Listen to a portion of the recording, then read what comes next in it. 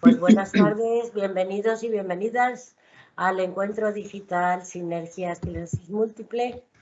Mi nombre, para los que no me conocéis, es Carmen Valls y como directora de Fundación Esclerosis Múltiple de Madrid, quiero daros las gracias por acompañarnos en esta interesante jornada, que como sabéis es una iniciativa del Hospital Universitario Ramón, el Instituto Ramón y Cajal de Investigación Sanitaria y el Hospital Universitario Reina Sofía, contando con la colaboración de Sanofi y con la nuestra de Fundación Esclerosis Múltiple de Madrid.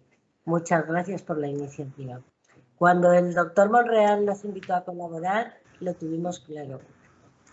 Nuestro objetivo, uno de los principales objetivos de la Fundación es proporcionaros la información constante y sobre todo una fuente fiable y de primera mano de información y de que tengáis las últimas noticias en vuestra mano.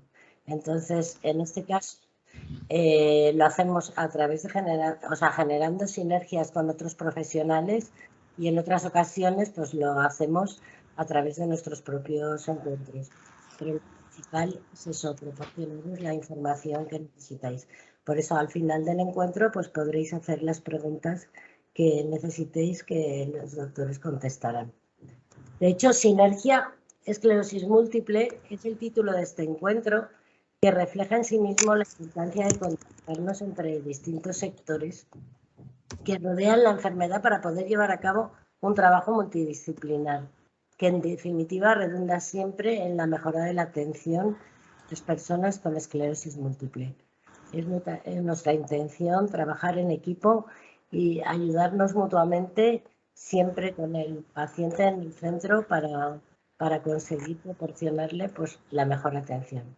Y sin más, muchas gracias a todos y todas. Espero que os parezca interesante y le paso la palabra al doctor Monreal. Muchas gracias, Enrique. Muchas gracias, Carmen. Gracias por vuestro apoyo. Me encantó, nos conocía cuando fui a veros y el feeling fue excelente desde el primer momento. Agradeceros toda la organización y a Sanofi y agradecer también a Fernanda, que ha aceptado la invitación para estar aquí, compartiendo ideas que yo creo que van a ser muy interesantes, que no quiero avanzar nada.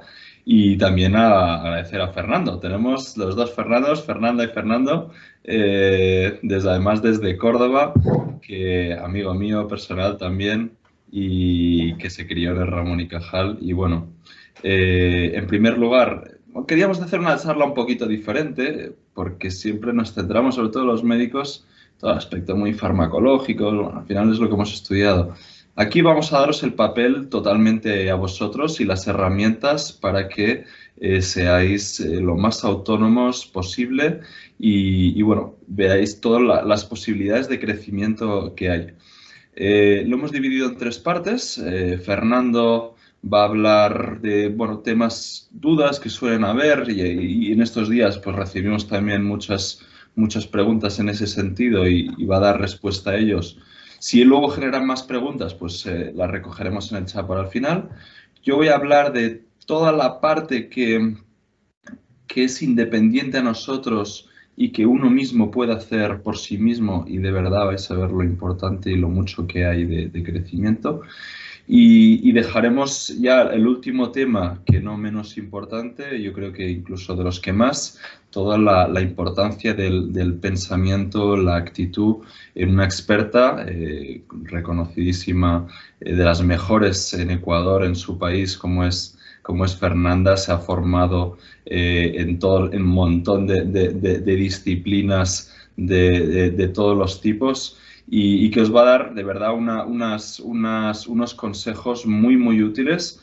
Nosotros cuando charlamos, yo aprendo un montón de ella y quería tenerla aquí para que compartiese todos estos conocimientos y este rato con vosotros. Y bueno, entonces empezaremos con Fernando. Cuando quieras puedes compartir pantalla y luego pasaré yo con la segunda y al final introduciré a Fernanda y dejaremos las preguntas al final, ¿vale? Perfecto. ¿Cómo puedo compartir pantalla, Enrique? Es un botón que es un cuadrado con una flecha hacia arriba. Arriba al lado de los símbolos de perfecto. cámara, eso Ya. es. A ver, creo que ya está, ¿verdad? Sí. No sé si veis ya la pantalla, sí. Ahora sí, vemos abierto un PowerPoint con las miniaturas en los lados. A ver, ya, ¿verdad? Ahora ya está pantalla completa. Muy sí, bien. Perfecto, gracias. Bueno, pues nada, lo primero, daros las gracias, en primer lugar, a la Fundación de Esclerosis Múltiple de Madrid, porque, bueno, yo creo que la Fundación de Pacientes con Esclerosis es una de las fundaciones más importantes y más activas de las enfermedades crónicas que tenemos en nuestro país, y la gran labor que hacéis es, la verdad, encomiable y impagable. También agradecer a Sanofi el apoyo y el patrocinio de este encuentro. Y bueno, y a Enrique, pues, ¿qué le voy a decir, no? Mi residente mayor en el Ramón y Cajal, que me ayudó siempre, y hoy amigo personal también, como ha dicho, y bueno, y un excelente neurólogo. Yo cada vez aprendo más de él, y no sé si es que yo cada vez sé menos o él más, pero ha sido siempre una ayuda y lo sigue siendo. Bueno, yo voy a hablar, como ha dicho Enrique, de preguntas que nos hacéis en consulta, y la forma de enfocarlo ha sido, bueno, pues tipo pregunta y respuesta. Y he recogido durante estos años que llevo trabajando aquí sobre las preguntas más frecuentes que nos hacéis, y las quiero trasladar porque yo creo que son las que quizás más os inquietan, y que quizás dando una respuesta en una charla como esta, pues os ayude un poco a enfocar mejor la enfermedad y los primeros pasos a veces cuando estamos un poquillo que todavía estamos conociendo lo que es la enfermedad. Bueno, pues la dinámica va a ser esa. Voy a plantear una serie de preguntas y la respuesta basada un poco en la experiencia de los pacientes, que al final también aprendemos mucho de vosotros. La primera pregunta, bueno, pues es la más obvia, ¿no? La que siempre nos hacéis cuando llegamos al diagnóstico o nosotros intentamos responder de forma ya directa, que qué es la esclerosis múltiple y sobre todo a quién afecta. Bueno, pues la esclerosis múltiple se define médicamente como una enfermedad autoinmune que es muy compleja, tanto en su evolución como en su origen, que es crónica, eso significa pues, que nos va a acompañar toda la vida, y que es dinámica en su evolución. Dinámica significa que puede pasar por diferentes zonas, fases, y que con los tratamientos que hoy tenemos hoy día siempre intentamos que esas dinámicas no sean tan fluctuantes, sino que sea una dinámica más mantenida. Que es autoinmune, lo habréis escuchado muchas veces, significa que nuestras defensas, aparte de atacar lo que viene de fuera, los virus, las bacterias, nos empiezan a atacar a nosotros mismos. Por una serie de razones, nuestras defensas se vuelven locas y atacan algunas partes nuestras, en concreto la mielina. La mielina es como el plástico que recubre los cables del cerebro y de la médula espinal. Bueno, pues nuestras defensas se vuelven locas y empiezan a atacarla sin deber. Esto ocurre en otras enfermedades, por ejemplo, en el lupus se atacan las articulaciones, la piel, en artritis. Bueno, pues en el sistema nervioso central el objeto del daño es este cable que envuelve nuestros nervios y que además es necesario para que conduzcan bien, igual que los cables de electricidad. La distribución de la enfermedad de forma mundial es muy irregular, no ocurre igual en todos los países. Se considera que afecta como a 2,5 millones de personas en todo el mundo. Y bueno, las últimas estadísticas, aunque esto es muy variable, según donde se mira, parece que cada año se diagnostican en España 2.000 nuevos casos. Más o menos viene a ser como 1 de cada 1.000. 1 de cada 1.000 personas tendrá esclerosis múltiple a lo largo de su vida. Se suele diagnosticar en adultos jóvenes, entre 20 y 40 años, aunque no exclusivamente. Tenemos pacientes diagnosticados con 70, con 80 años, o incluso en pediátricos, aunque estos son los menos. Y a nivel general se diagnostican más en mujeres que en hombres. Aquí veis un mapa mundial pequeñito, donde veis que cuanto más oscuro es el color, cuanto más tirando a rojo, pues más incidencia hay. Veis que hay países con muy poca incidencia, como zonas de África, de Latinoamérica, no solo por la incidencia, sino quizás también por los medios diagnósticos, pero bueno, conforme más nos vamos pues, a Norteamérica, Europa, hay más diagnóstico también por factores ambientales. Y ahí vamos a la segunda pregunta que nos hacen muchas veces, pero que nosotros también nos hacemos y todavía no hemos conseguido responder, que es ¿por qué se produce?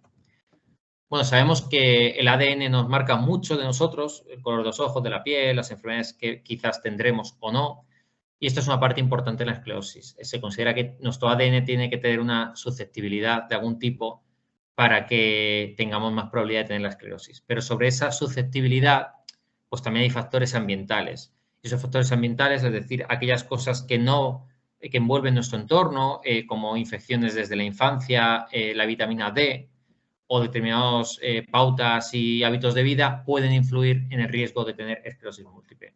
Por tanto, siempre se considera que no es una enfermedad con una sola causa, sino que tienen que intervenir varias piezas para que se desarrollen en una persona.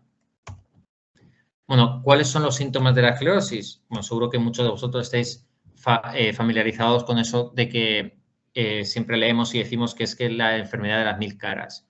1000 caras porque el sistema nervioso central es el encargado de controlar un montón de cosas en nuestro cuerpo y cualquier cosa que se altere pues va a dar síntomas muy diferentes. Yo siempre explico en la consulta que esto es como si tenemos en casa un gran cableado y vamos cortando con unas tijeras cables. A veces apaga el frigorífico, otra vez la lavadora, otra vez la tele, otra vez será una pequeña bombilla.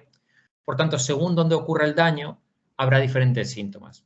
Y esos síntomas pueden ser desde síntomas musculares, como pérdidas de fuerza, espasmos, temblor. También pueden ser a nivel de control de esfínteres, que tengamos problemas para aguantar la orina o que tengamos dificultad para defecar, o bien pues visión doble, a nivel ocular visión doble, pérdida de visión por un ojo, alteraciones de equilibrio. Estos serían los síntomas que se producen por un brote, por una inflamación, por cortar un cable en un momento determinado. Luego hay una serie de síntomas que acompañan a la enfermedad y que van desarrollándose desde el principio o en fases un poquito más posteriores. La fatiga, con la que muchos convivís y que a veces es más complicada de manejar, la dificultad de concentración, quejas de memoria, dificultad para hacer muchas cosas desde el punto de vista de la concentración, o también la espasticidad, ¿no? La rigidez. Todo eso ya son síntomas que acompañan a la enfermedad. Por eso fijaros que son muy variables y en cada persona pues, son diferentes. Una pregunta que siempre nos hacéis y que nosotros os hacemos es si habéis tenido brotes. Y si habéis tenido un brote, si debemos tratarlo o no. Bueno, pues yo creo que es una de las preguntas más difíciles que nos hacéis porque a veces es difícil identificar qué es un brote. Hay pacientes que les pregunto si han tenido brotes y siempre me dicen, creo que no. Bueno, y yo siempre les digo un poco, de forma un poco más coloquial, digo, bueno, si lo hubieras tenido te habrías dado cuenta. ¿Por qué? Bueno, porque un brote son síntomas que aparecen de forma más o menos rápida, síntomas de disfunción neurológica, es decir, pérdida de fuerza, pérdida de equilibrio, visión doble, todo lo que hemos comentado en la diapositiva antes, que dure más de 24 horas y que nunca antes lo hayamos tenido. Cualquier cosa rara que nos pase de esa tabla previa y que nos dure más de un día, probablemente será un brote. También consideramos brote cuando tenemos una secuela que empeora mucho siempre que no haya infección ni fiebre, entre medias, que sabéis que puede siempre empeorarnos. Y también podrían ser cuando tenemos un síntoma que se repite muchas veces a lo largo de los días. Por ejemplo, alteraciones para hablar, un temblor que aparece y desaparece. Eso también, si dura más de un día, podría ser un brote. Tan importante como saber qué es un brote es que no es un brote, que es lo que llamamos nosotros pseudobrote o ya secuelas. Bueno, cuando dura menos de 24 horas, habitualmente es difícil encuadrarlo dentro de un brote, aunque esto es relativo. Cuando nos aparecen secuelas o se intensifican en el contexto de calor extremo, de un esfuerzo físico muy alto, de una fiebre alta o una infección, todo eso llamaremos pseudobrote, que es como una especie de mala conducción del cable cuando lo sometemos a estrés, pero que en realidad no es un brote nuevo, sino que es una reaparición de algo que ya nos pasaba. Y en sí la fatiga o la rigidez de las extremidades tampoco se considera un brote, se considera pues, un síntoma que acompaña la enfermedad. Es importante identificar qué es un brote porque no todos los brotes necesitan tratamiento. Muchos de ellos los tratamos con corticoides a dosis altas, pero sí que hay que saber que los pseudobrotes, es decir, esos empeoramientos transitorios siempre en el contexto de fiebre, de calor extremo, de deporte muy alto o la fatiga, no se tratan con corticoides. Por lo tanto, no debemos abusar de los corticoides porque pueden tener efectos secundarios y sí que hay que usarlos cuando es necesario. ¿Cuántos tipos de esclerosis hay? Bueno, pues esta clasificación es una clasificación muy antigua que ahora ha cambiado, pero es con la que nos entendemos y nos seguimos entendiendo todos y también nos entendéis vosotros. Está la esclerosis remitente recurrente, que es la que ocurre en brotes, que es la más frecuente, que es para la cual también tenemos más arsenal terapéutico, que es como un 80% de los casos. La secundaria progresiva, que es en la cual avanzan algunos pacientes con el tiempo, que es como un 10-15%, y la primaria progresiva, que es la que ya empieza desde el principio sin brotes, pero vamos viendo un empeoramiento con el tiempo. que esa es la menos frecuente, un 5%. Bueno, ¿y cómo se diagnostica la esclerosis? Bueno, pues todos vosotros habéis pasado por esta vía, ¿no? de diagnóstico. A veces no es tan fácil y es complicado llegar al diagnóstico, pero siempre es un diagnóstico clínico. Eso significa que necesita una exploración de un médico experto, al menos un neurólogo, y una serie de pruebas. Nuestro trabajo como neurólogos es demostrar que haya alteraciones en la exploración o síntomas que nos contéis que sean compatibles con la enfermedad. Hay veces que vemos síntomas que no son relacionados con la enfermedad o no se deben a esta enfermedad y nuestro trabajo también es discernir con lo que nos contáis, educaros en qué puede ser y qué no puede ser relacionado con la esclerosis. También es necesario distinguir otras enfermedades que son parecidas, a veces muy, muy parecidas. Y para ello pues realizamos una analítica, las resonancias magnéticas que todos os sometéis a ella y una punción lumbar.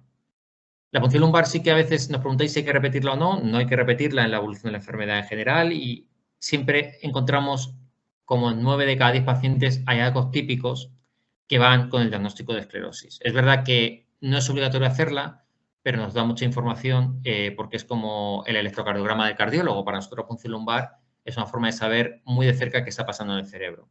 Por lo tanto, también es una prueba importante en la enfermedad.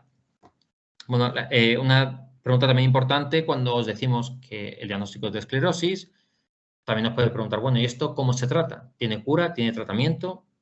Bueno, pues la enfermedad a día de hoy no tiene un tratamiento curativo. Curativo desde el punto de vista de que quitamos los síntomas para siempre y quitamos la causa. Como la causa no es bien conocida, pues no podemos tratar el origen. Pero sí que tenemos tratamientos que pueden controlar la enfermedad. Es un poco como la diabetes. El paciente diabético no se va a curar de la diabetes, pero sí que tiene la insulina. Es muy importante que sepáis que el tratamiento de la esclerosis es un tratamiento que se divide en múltiples etapas. Hay que tratar los brotes, hay que tratar los síntomas relacionados, hay que hacer rehabilitación física y cognitiva. Pero el tratamiento un poco de fondo pues son los fármacos que siempre os ponemos en la consulta o os indicamos, que son para controlar la inflamación. Hay más de 10 fármacos aprobados para tratar la esclerosis en brotes, hay alguno para la esclerosis múltiple progresiva, hay algún otro para la secundaria progresiva y vienen más en camino. Es verdad que en esta charla no vamos a hablar de fármacos en concreto, pero bueno, sí que sepáis que cada vez el arsenal terapéutico está aumentando más y más. Todavía nos queda un pasito más, que es conseguir que ese cable que está pelado se vuelva a arreglar, ¿de acuerdo? Que son los fármacos que recuperan la mielina, que recuperan esa cicatriz. Eso hay algunos que hay algún dato esperanzador, pero hoy día tampoco tenemos nada para aplicar en el día a día en nuestra clínica diaria. Por supuesto, tanto los fármacos para tratar la inflamación, tanto nuestra insulina, por entendernos, muy importante también son los hábitos de vida saludables de los que hablará Enrique. Y cada día más vamos a la medicina personalizada. Durante muchos años no hemos tenido muchos tratamientos. Cuando yo era residente sí que cada vez había más tratamientos y ahora estamos ya en una fase casi de despegue absoluto de la enfermedad en la cual casi que podemos seleccionar más o menos el mejor tratamiento para cada uno de vosotros basado en muchas cosas que vemos en la consulta. Bueno, ya sabéis lo que es la esclerosis, ya podréis distinguir más o menos lo que es un brote. Bueno, y ahora tengo un brote, ¿qué tengo que hacer? Bueno, pues depende cómo se organice cada uno de vuestros hospitales y vuestra asistencia sanitaria. Nosotros lo que siempre proponemos es, primero, contactar con algún servicio médico, el que tenéis más accesible, casi siempre suele ser el médico de atención primaria, que suelen estar muy capacitados para tratar un brote. Si no podéis acceder al médico de atención primaria, ir a urgencias del hospital más cercano, y ahí pues podéis ser atendido por una persona, un facultativo de urgencias, o bien contactará con el equipo de neurología de guardia, que os verá y os tratará. En cualquiera de estos casos, en cualquiera de los niveles en los que actuéis, siempre recomendamos en nuestra unidad que cuando alguien os diagnostique un brote y lo trate, se comunique con nuestro equipo de neurología, generalmente con la enfermería. Y ya nosotros nos pondríamos en contacto con vosotros o organizaremos las revisiones según cada hospital lo tenga estandarizado. Pero lo más importante es que cuando tengáis un brote, vayáis a un equipo médico, se trate si hay que tratarlo y se comunique a nuestro equipo para poder daros una mejor atención. Una pregunta de las que ha recogido Enrique, que habéis hecho, es ¿cómo estaré dentro de 10 años? Esa es una pregunta que también a veces nos hacéis, una pregunta muy difícil de responder, porque es muy difícil hacer predicciones en medicina en general. De hecho, estaréis acostumbrados que muchas veces decimos los médicos que aquí 2 más 2 nunca son 4. En general, en neurología es especialmente difícil, y no solo en esclerosis. Tenemos pacientes con migraña que no sabemos si van a volver a tener migrañas o no, pacientes con epilepsia que de pronto un día, después de estar 10 años bien controlados, tienen una crisis epiléptica y no sabemos por qué. Pues la evolución de la esclerosis múltiple es una evolución a veces muy caprichosa. Es verdad que según van pasando los años y con mejores fármacos y conocimiento de la enfermedad, podemos más o menos prever qué paciente va a ir bien y qué paciente puede ir mal y merece más atención o más tratamientos de más eficacia. Y sí que os puedo decir que aunque no podamos responder cómo vais a estar dentro de 10 años, sí que podemos garantizar en muchos de vosotros que vais a tener un control de la enfermedad sin un gran impacto en la vida diaria.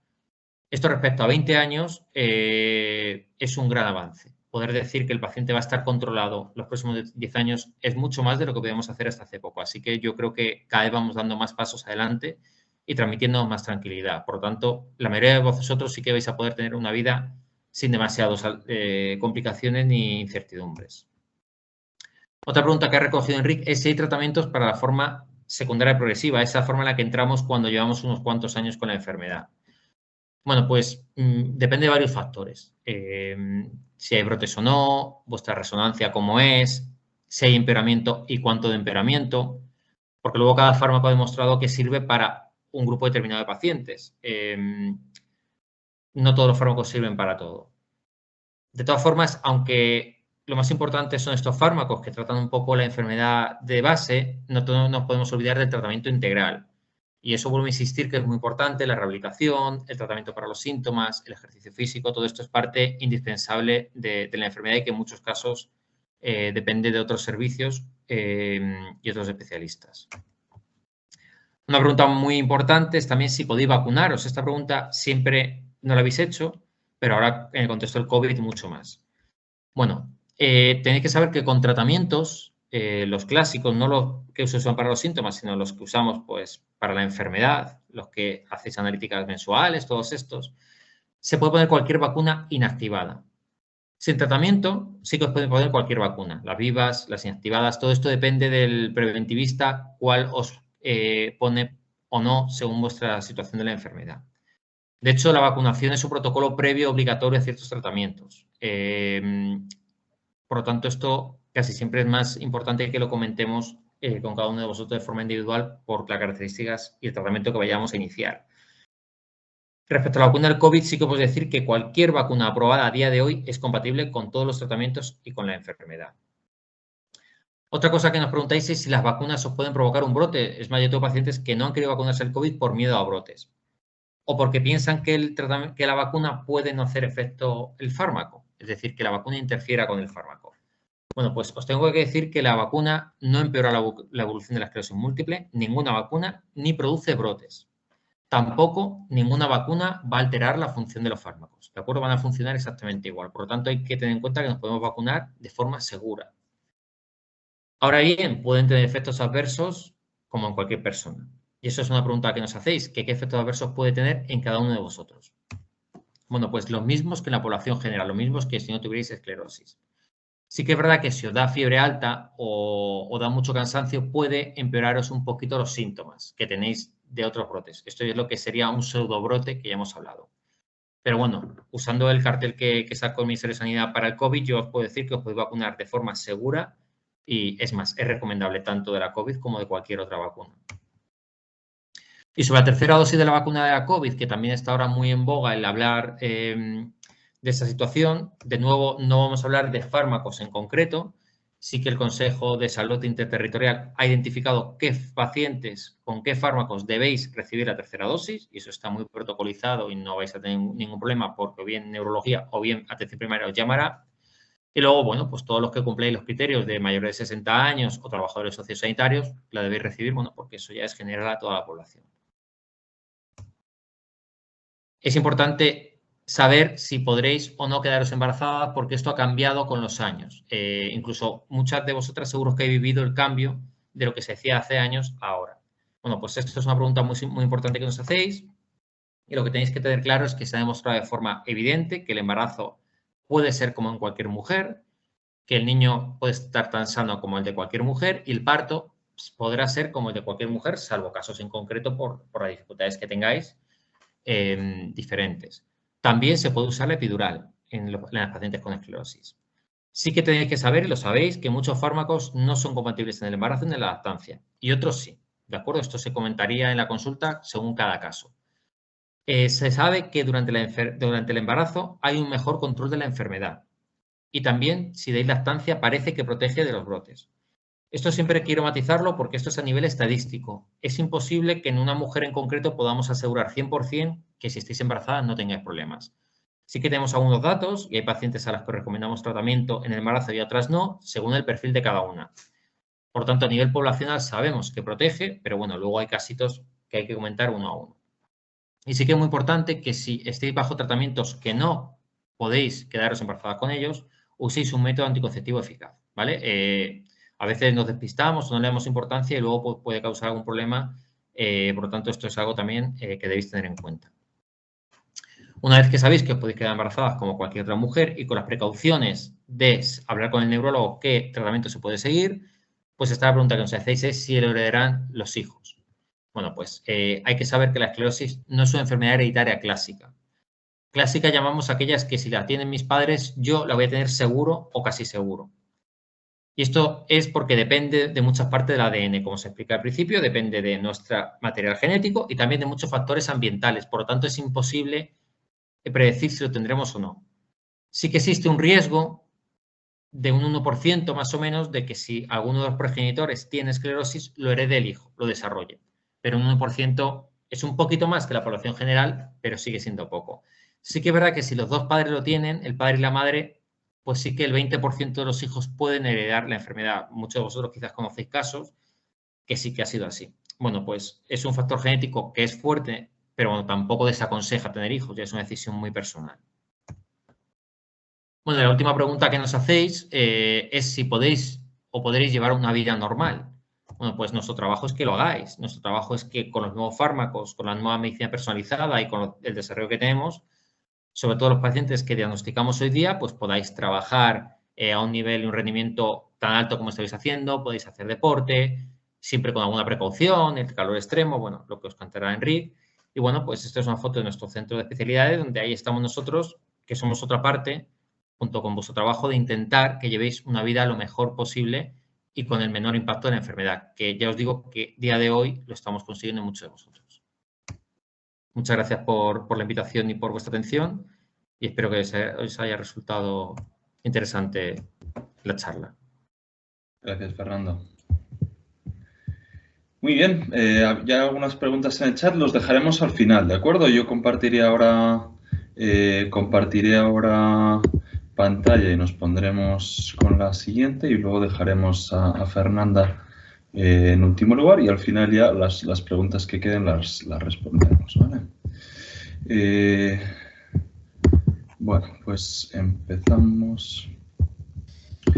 Muy bien, esta charla y esta reunión me apetecían mucho, de verdad que me hacía ilusión hacer esto y quiero agradeceros a todos vuestra asistencia porque, bueno, el concepto que yo tengo de la relación entre el médico y el paciente es que nosotros como médicos somos canales o mediadores entre una persona y la afección que pueda tener, a veces una enfermedad, a veces una dolencia, lo que sea. Mediadores hacia la curación o mediadores hacia la mejoría, dependiendo de lo que podamos. Y mediadores, y en esa mediación buscamos no imponer. Eso es un médico clásico, quizá era un poco decir lo que había que hacer, escuchar poco. A mí me gusta escuchar, decidir conjuntamente, desde luego el grado de formación y de entendimiento de la enfermedad es mucho mayor ahora que antes y se pueden tomar decisiones conjuntas y nosotros al final damos consejos y buscamos lo mejor y si lo mejor a veces es no lo que consideramos, bueno, pues lo respetamos. Entonces, en esa relación entre el médico y los pacientes, siempre he entendido que es un 50-50. Un 50% será nosotros, ver en consultas, poner tratamiento, formarnos para dar siempre lo mejor, investigar para encontrar mejoras en lo que hay. Eso es, desde luego, bueno, es nuestra pasión, lo hacemos encantados, pero tenemos un límite y es el límite del 50%. El otro 50% es lo que uno haga por sí mismo. Por mucho que yo pueda citar en consulta y ver a alguien, no va a ser igual que el estar uno mismo todos los días, 24 horas del día. Entonces, ¿cómo afrontemos el sobrellevar pues una compañera, la esclerosis múltiple? Va a ser fundamental en cómo estaremos y cómo estaremos ahora en los siguientes días, meses, semanas o años. Y esta charla se centra en esto, porque lo ya decía, los médicos nos centramos mucho en hablar de fármacos. Ahora voy a trasladaros el protagonismo a vosotros. Vamos a empezar con un ejemplo. Me gusta este ejemplo, lo uso a veces y me gusta ponerlo. Quiero que imaginemos un fármaco el que queráis, por ejemplo ese, que pudiera hacer todo esto, que pudiera reducir el riesgo cardiovascular y de cáncer, que son las dos primeras causas de muerte en el mundo. O sea, imaginad un fármaco que redujera eso, la cantidad de millones de vidas que se salvarían, que mejorara la hipertensión, la diabetes, la hipercolesterolemia, mejoraran la hipercolesterolemia, que además son muy frecuentes y contribuyen a lo previo, que redujeran la demencia, una auténtica plaga entre personas mayores y que causa un deterioro de la calidad de vida, tanto propio como en los cuidadores, y eso todos lo hemos vivido. En la osteoporosis, ¿no? Y un fármaco que redujera la osteoporosis y ya cualquier pequeña caída no supusiera una fractura, que mejorara el ánimo y redujera la ansiedad. Siempre ha habido una tendencia a obviar eso, ¿no? Es como que pasa a un segundo plano, lo físico sí que le damos mucha importancia, pero el tema del ánimo no. Y desde luego puede ser de las cosas que más resten calidad de vida. Y desde luego es la pandemia que ya estamos teniendo, que ya estaba y que ahora con todo el tema del COVID se ha disparado y está afectando. Insisto, un fármaco que hiciera todo lo demás, mejorar el ánimo, la ansiedad, mejorar el sueño, la calidad del sueño, las horas del sueño, el sistema inmune. ¿Quién no se ha tomado a veces vitaminas, temas de herbolario, ¿no? Para las defensas. No, un fármaco que además te coja todo esto, que mejore de la digestión, que también puede ser un tema importante. Al final, un fármaco que nos dé años de vida, yo pagaría por algo que me regale 5 años de vida y que si encima los años que tenga viva mejor, ¿no? ¿Quién no lo tomaría si encima ese fármaco no tuviera ni un solo efecto secundario? Yo desde entrada ya pago lo que sea por esto, ¿no? Bueno, os digo, fármaco como tal no existe, pero sí es posible si cuidamos 3 aspectos claves. Y no necesito veros la cara para saber que ya alguno de vosotros dirá, ay, bueno, me había vendido un sueño.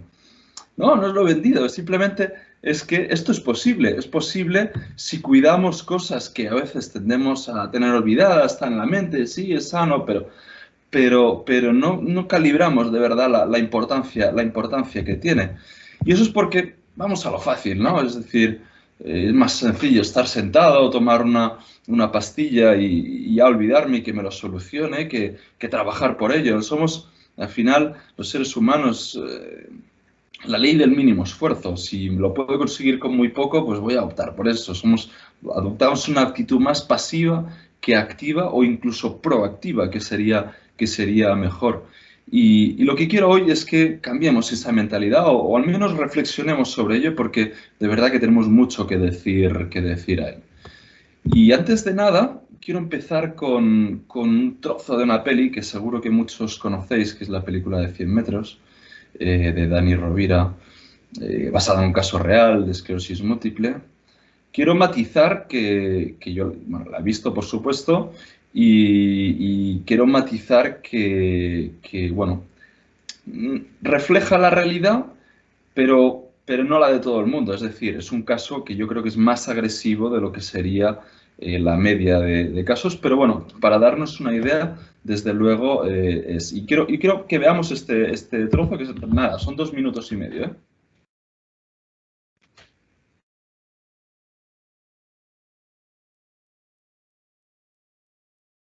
final, bueno, si la habéis visto sabéis de qué va. El protagonista que tiene esclerosis múltiple y va a una serie de secuelas, se prepara a su padre, su esposa, para hacer una maratón muy, muy exigente. Yo directamente la prueba de nado ni la podría hacer.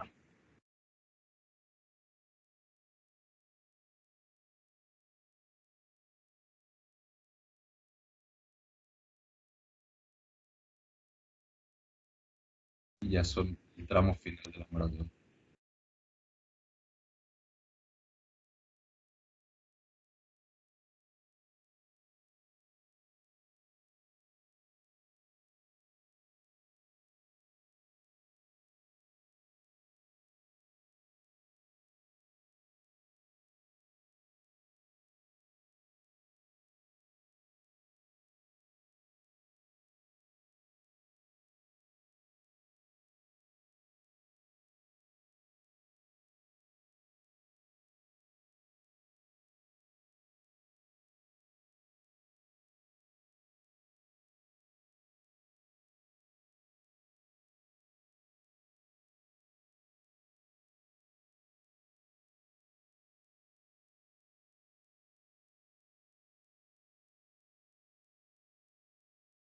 Este trozo, más de, ya no es.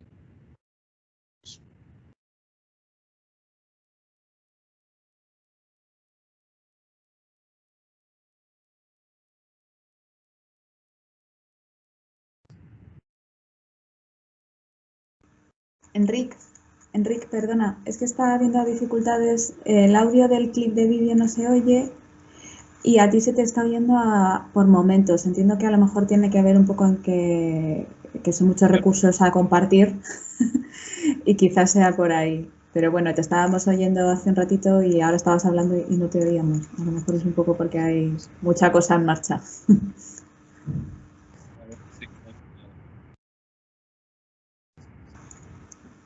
Sí, yo creo que en cuanto acabe el clip de vídeo volveremos a oírte bien. Debe tener algo que ver. Ahora, perfecto. Sí. Con Teams se escucharía bien. Entonces, bueno, básicamente es lo que podemos hacer por nosotros y vamos a hablar de estos temas. Veremos que podemos trabajar el ejercicio físico, desde luego, tan importante es el cuerpo como la mente, la estimulación cognitiva, temas de nutrición. Yo ni soy rehabilitador ni soy nutricionista, lo tomaré por encima. Sé que además ha habido una charla muy buena de nutrición recientemente con la fundación. Entonces, daré unos conceptos generales, no voy a entrar porque no soy experto en el tema. Tema de hábitos tóxicos. Me encanta ahora con todo el debate de las vacunas, la gente que no se quiere vacunar y bueno, cada uno tiene sus argumentos, pero hay quien dice que no se quiere vacunar porque le da miedo lo que pueda pasar a 5 o 10 años con las vacunas que no han estado estudiados y luego se fuman un paquete de tabaco al día que tiene más de 200 carcinogénicos, o sea que es que si van a tener un tumor lo tendrán por eso, pero el tabaco sí, pero la vacuna no. O sea, cómo es el ser humano y la mente es curioso. Importancia del sueño y el estrés, eso se lo dejaré a Fernanda, que desde luego es muchísimo más experta que yo. Y empezamos con ejercicio físico. Es una locura, de verdad, o si no os hacéis una idea, la cantidad de trabajos y evidencia que hay del ejercicio físico en general y en la esclerosis múltiple más, porque hay tantos que simplemente he seleccionado metaanálisis, que son un análisis de varios a la vez, y metaanálisis de metaanálisis y en todos, bueno, pues dependiendo de qué tipo de ejercicio, qué tipo de ejercicio sea, la duración, la intensidad, la frecuencia, en algunos hay más mejoría, en otros no, pero desde luego efectos positivos hay en todos. Y efectos negativos prácticamente en ninguno. Entonces la balanza claramente es a favor de ello. La explicación es muy sencilla. El sistema motor, cómo funcionamos, cómo nos movemos, cómo movemos los músculos y los miembros, Es tan sencillo como que se origina en la corteza motora en el cerebro el impulso, viaja por todo el cerebro a través del tronco, el encéfalo, la médula, sale por el nervio y llega al músculo, y de ahí el estímulo pues dice el músculo contráete y nos movemos. Puede pasar que por una enfermedad o lo que sea se dañen la vía motora, se vaya y entonces tengamos menos de ese impulso que llega al músculo y por tanto estemos más débiles. Y aquí entra una ecuación muy simple, muy simple. Tenemos dos opciones. Podemos trabajar el músculo para hipertrofiarlo de cara a compensar total o parcialmente, es decir, podemos bajar el estímulo neurológico, pero al aumentar el estímulo muscular podemos o nivelar o desde luego mejorar. O podemos adoptar una actitud pasiva y decir, como no puedo moverme, me quedo sin moverme, entonces sumaremos atrofia y a la debilidad neurológica sumaremos debilidad muscular. Entiendo que obviamente cuando algo cuesta y frustra, pues puede costar, pero desde luego lo que quiero decir con eso es que potencial de mejora tenemos porque tenemos potencial de mejora muscular. Y eso desde luego esperanza da sin duda. Ejercicio físico, entendido un poco como la actitud por el ejercicio físico, ya no es solo ejercicio físico como un estilo de vida. Tiene beneficios en la izquierda en cuanto a la propia desarrollo de la enfermedad, tiene datos antiinflamatorios, la inflamación causante de las lesiones, los brotes, tiene datos de neuroprotección, de proteger a las neuronas y el daño que pueda haber, tiene beneficios en cuanto a temas que pueden ser muy molestos como la fatiga, la depresión, la cognición, mejoran el cardio desde luego, la resistencia aeróbica, mejoran la marcha, la fuerza, el equilibrio, la capacidad para caminar, y todo eso repercute en mejoría de calidad de vida, mejoría de las actividades del día a día, mejoría de los hobbies, mejoría en el trabajo, y eso pues contribuye, y es un círculo no vicioso sino positivo, ¿no? Porque todo contribuye a mejorarlo.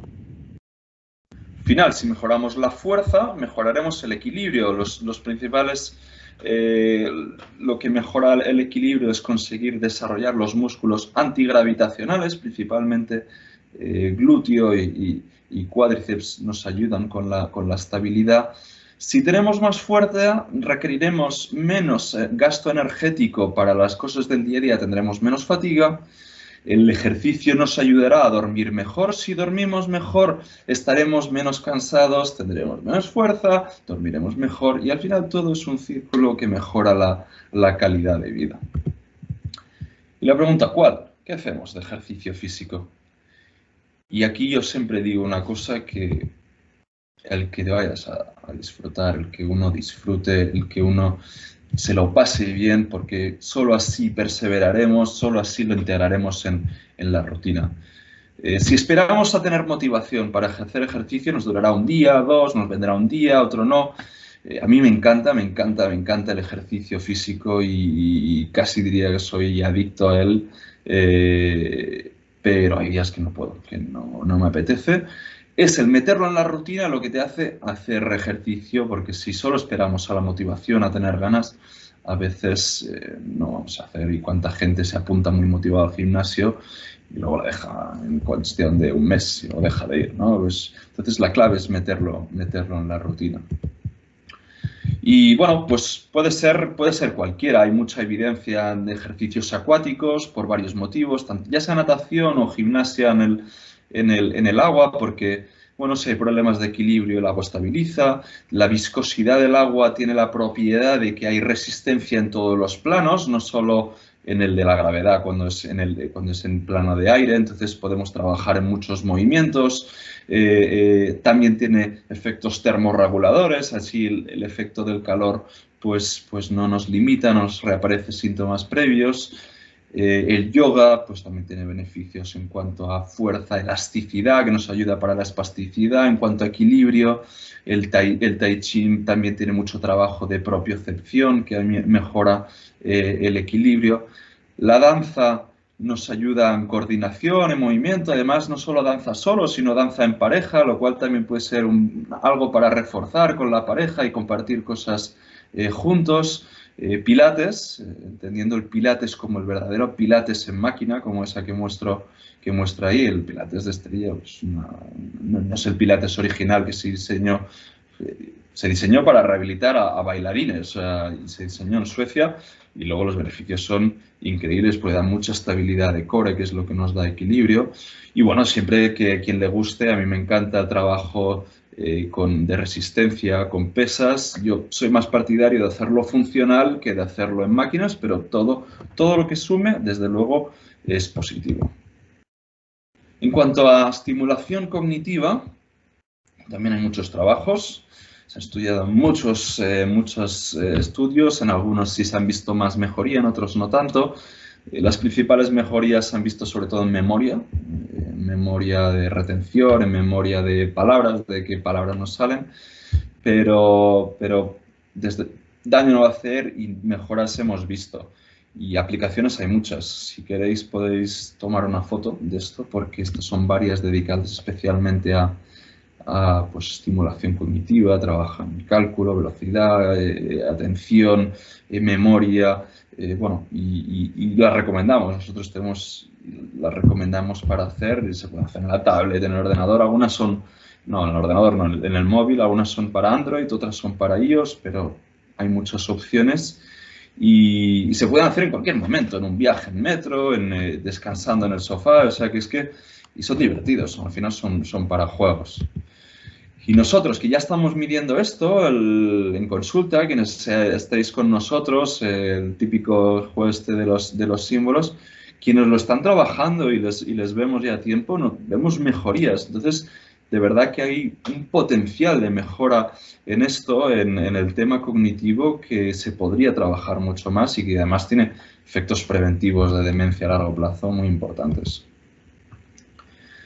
Hemos visto ejercicio físico, hemos visto estimulación cognitiva, pasamos a nutrición.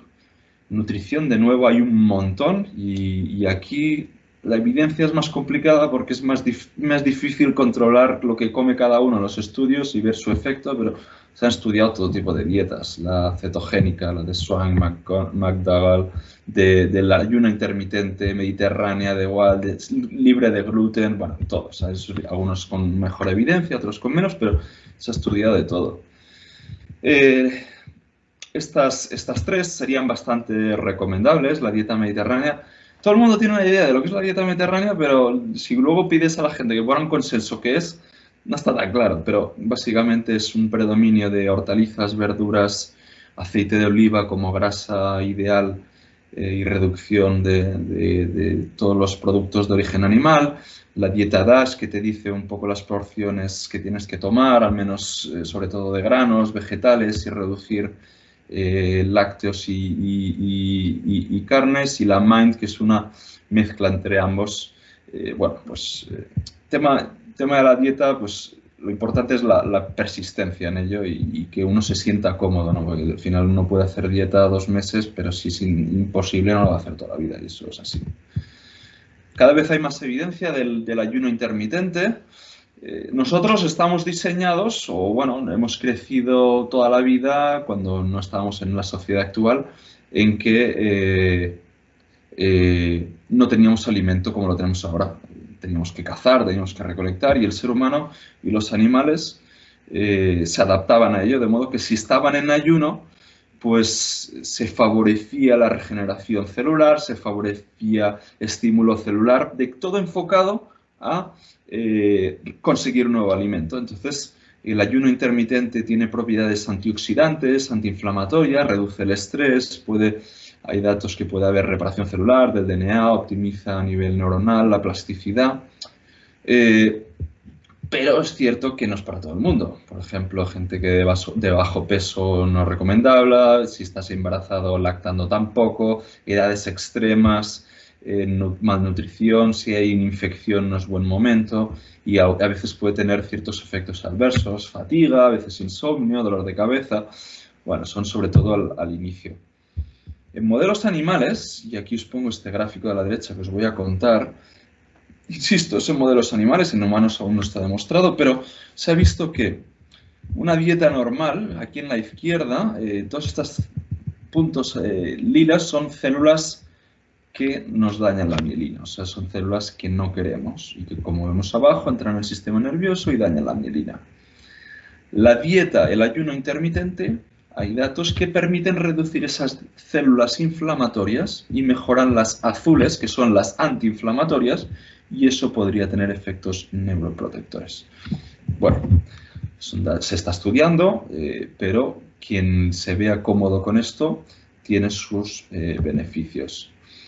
Mi recomendación, para empezar, más que ponerse una dieta y a lo loco, es, sobre todo, es más fácil tener unas pautas que seguir. Es reducir alimentos que son proinflamatorios, que son básicamente los derivados de animales, grasas de origen animal, carnes rojas, carnes procesadas, todos los alimentos procesados, y aumentar los alimentos antiinflamatorios, pues todo, verduras, hortalizas, frutas, ricos en licopenos, carotenos, luteínas, clorofila, omega 3, que son, bueno, nos van a dar beneficios en muchos aspectos.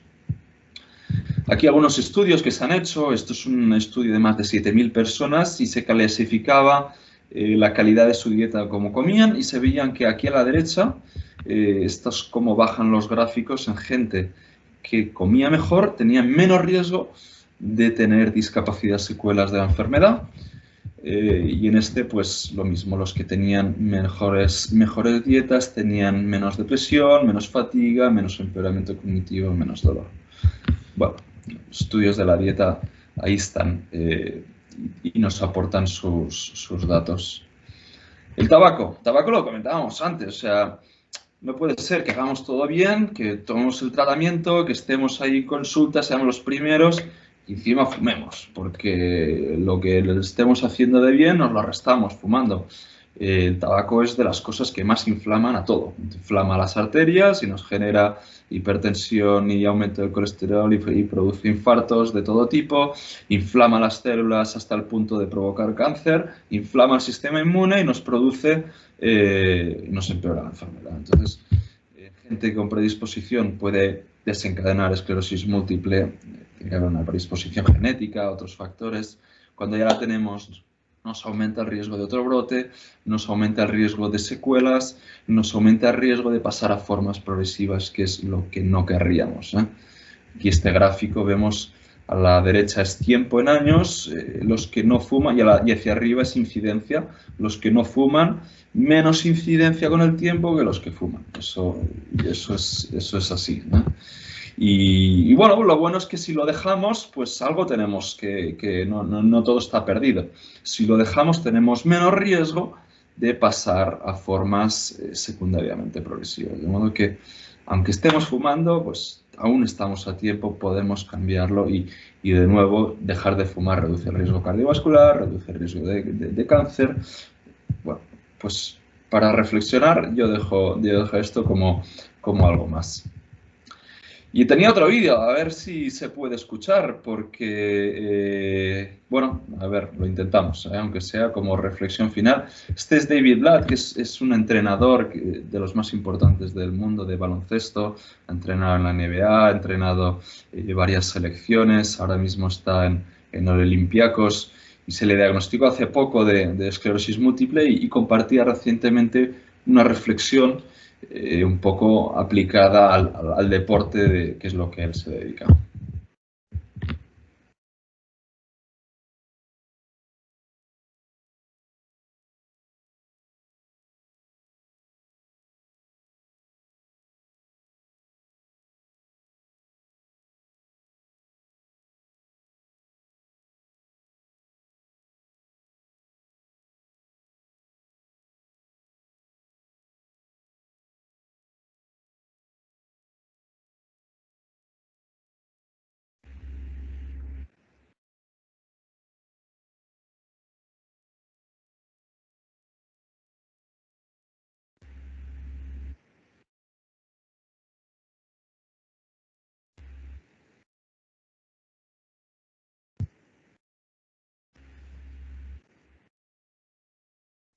Enric, sigue sin oírse, lo estamos siguiendo con los subtítulos, pero si quieres, prueba a la hora de compartir pantalla arriba hay un control que pone incluir sonido del equipo. Vale, vale. Vale, actívalo, Bueno, porque para creo la que eso era lo que próxima ya. sucedió. Vale. Ya se acaba, o sea, Ah, vale, bueno, pues nada.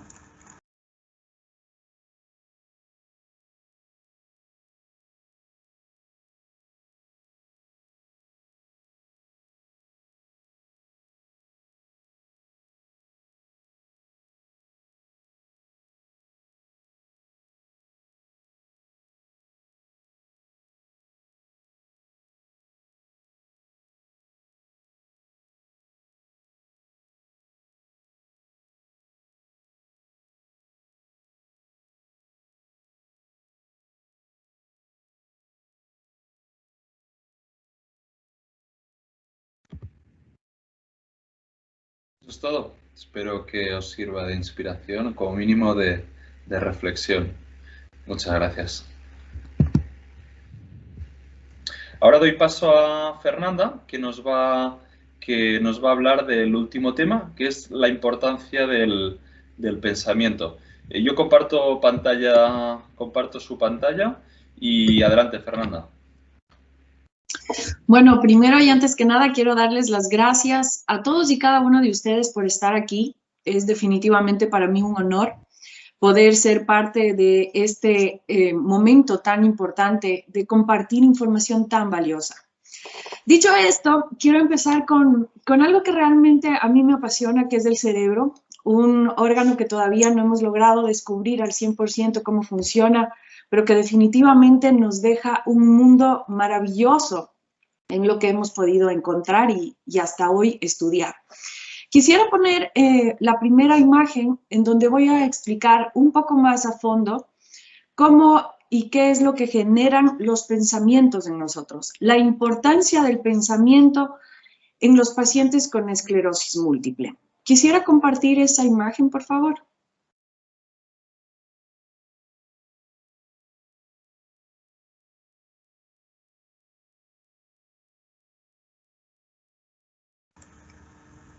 No se está viendo. ¿Estás compartiendo ya, Enrique?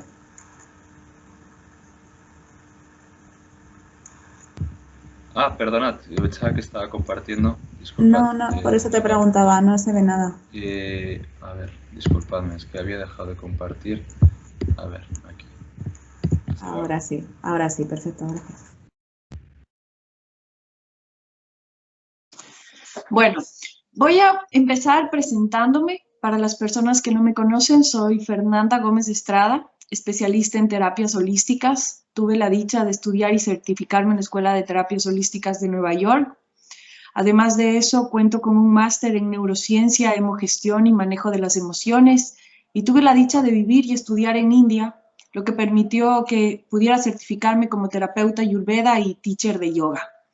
Creo que es importante conocer un poquito de dónde viene la información para que sepan que detrás de todo lo que les voy a comentar ahora hay muchísimos estudios, y ya no solamente estudios realizados por mí, sino estudios realizados por gigantes a lo largo de la historia, hablando a nivel de cerebro. Enrique, por favor, ayúdame con la siguiente imagen. La importancia del pensamiento en los pacientes con esclerosis múltiple. Esto es un tema súper importante porque a lo largo de la vida, en general, no estamos conscientes de la importancia que tiene la forma en la que nosotros pensamos. Muchas de las veces no sabemos que el pensamiento está generando cambios no solamente a nivel anímico, sino también a nivel físico. Y aquí quiero adentrarme en un aspecto que estudiamos en neurociencia, que es cómo el pensamiento, una idea puede llegar a alterar nuestro sistema nervioso central. Muchos de ustedes, no sé si están al tanto de las alteraciones que puede generar lo que nosotros pensamos como individuos. En nuestro día a día, a lo largo de nuestra vida, nosotros vamos generando pensamientos tanto de carga positiva como de carga negativa. ¿Qué quiere decir esto? Que en el transcurso de nuestra vida vamos creando ideas, historias y cosas en base a nuestras experiencias, en base a lo que hemos aprendido, en base a lo que hemos estudiado, en base a lo que nos han enseñado, en base al entorno social. ¿Y por qué es tan importante el pensamiento? Ahora los estudios de neurociencia nos permiten saber que un pensamiento bien equilibrado o bien manejado genera cambios a nivel sistémico. ¿Qué es lo que quiere decir esto? Cuando nosotros tenemos pensamientos que generan estrés en nuestra mente, este estrés genera problemas a nivel físico. ¿Cómo funciona? Y aquí viene la parte interesante. Cada pensamiento genera una emoción. Puede ser una emoción de placer o puede ser una emoción de preocupación, dolor, tristeza, ira. Puede estar conectada con cualquiera de las emociones primarias con las que todos los seres humanos contamos. ¿Qué sucede cuando nosotros estamos en un estado inconsciente de estrés continuo? Y aquí es en donde quiero adentrarme aún un poco más. Cuando un paciente viene con un diagnóstico de esclerosis múltiple, la primera idea que tiene siempre es catastrófica. Y aquí ya no solamente voy a hablar de un paciente con esclerosis múltiple. Cualquier persona, cuando tiene una enfermedad, la primera cosa que le aterra es qué va a pasar después. Este pensamiento, a pesar de ser muy importante, lejos de ayudarnos, nos genera un problema a nivel sistémico.